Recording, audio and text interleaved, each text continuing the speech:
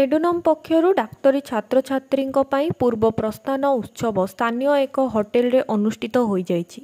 अनुष्ठानर प्रतिष्ठाता निर्देशक लंबोदर राउतଙ୍କ अध्यक्षतार आयोजित संबर्धना उत्सव में मुख्य अतिथि भाव आयुष हॉस्पिटल प्रतिष्ठाता और ख्यातनामा सर्जन प्रोफेसर डॉक्टर अशोक आचार्य एडुनम्र उपसभापति प्रकाश चंद्र नायक योगदान करी अनुष्ठान पक्षरु निया जाइथिबा पदक्षेपकु साधुवाद देबा सह अनुष्ठानर उत्तर उन्नति कामना करथिले। अनुष्ठानर परामर्शदाता तथा प्रतिष्ठाता निर्देशक श्री लंबोदर राउतଙ୍କ द्वारा 2007 रे प्रतिष्ठा होइथिला।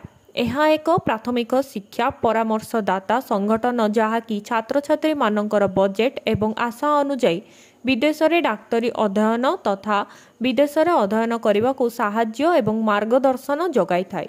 ନୂତନ ଭାବେ ଶିକ୍ଷା ଗ୍ରହଣ କରିବାକୁ ଯାଉଥିବା ଛାତ୍ରଛାତ୍ରୀଙ୍କ ବିଦାୟ ଶୀର୍ଷ ଦେଶ ତଥା ବିଦେଶରେ ଅଧ୍ୟୟନ ତଥା MBBS ଶିକ୍ଷା ବିଷୟରେ ସଠିକ ସୂଚନା ପ୍ରଦାନ କରିବାକୁ ଏହା ଲକ୍ଷ୍ୟ ରଖିଛି।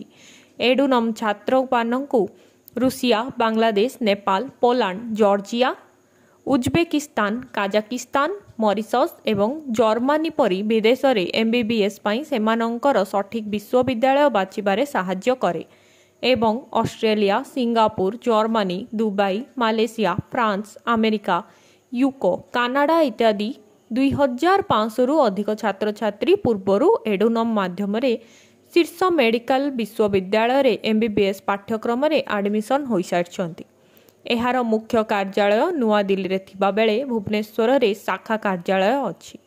भविष्यत रे सफल डाक्तर हेबा पई निज क्यारियर स्थिर करिथिबा ओडिशा छात्र मानंकु प्रभावित करिबा चिन्हिबा एवं एडुनम्र विदेश रे डाक्तरी शिक्षा निमंते जाउथुबा छात्र छात्री मानंको पूर्व विदाय समारोह आयोजन करने जाउछि। एही कार्यक्रम रे प्राय 100 छात्र छात्री एवं अभिभावक अंशग्रहण करथिले। भुवनेश्वर ब्यूरो रिपोर्ट पर्यवेक्षक ओडिशा।